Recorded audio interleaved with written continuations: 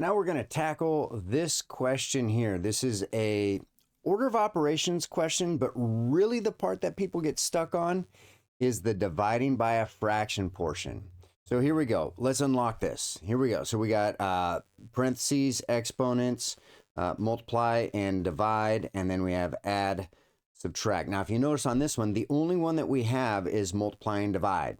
There's no parentheses or exponents. There's no addition, subtraction. So remember, with multiply and divide, that's one step in PEMDAS or BODMAS or whatever it might be, and we go from left to right. Okay, so the first part that we're going to tackle with this is we're going to tackle the 50 divided by 5/3.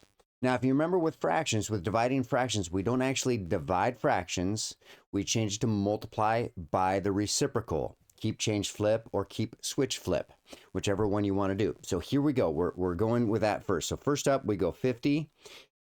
Change it to multiply by the reciprocal, 3/5. So there's the keep, change, flip, or keep, switch, flip portion there.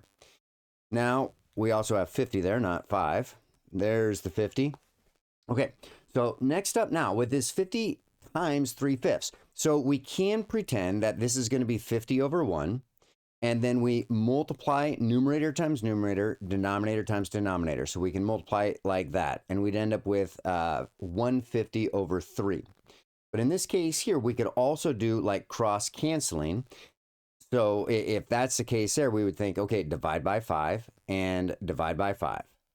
Okay, but even an easier way of thinking about this, and this is kind of a math hack, if you have a whole number times a fraction, the first thing you want to do is look and see, does this bottom number divide into the whole number? Does the denominator actually do the division? So on this one, it actually does.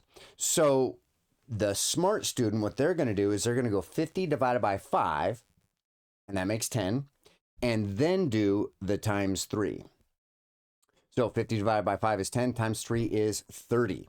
So now what we would have is that part here, this part is now going to be, what do we say, 30?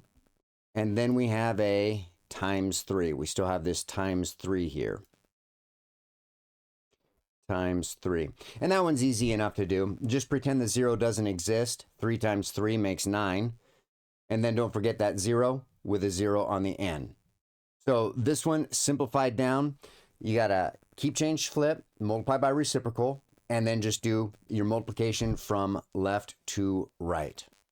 Anyhow, if you like this type of thing, feel free to give me a thumbs up. If you dislike this video, make sure and hit the dislike button twice, just to make sure.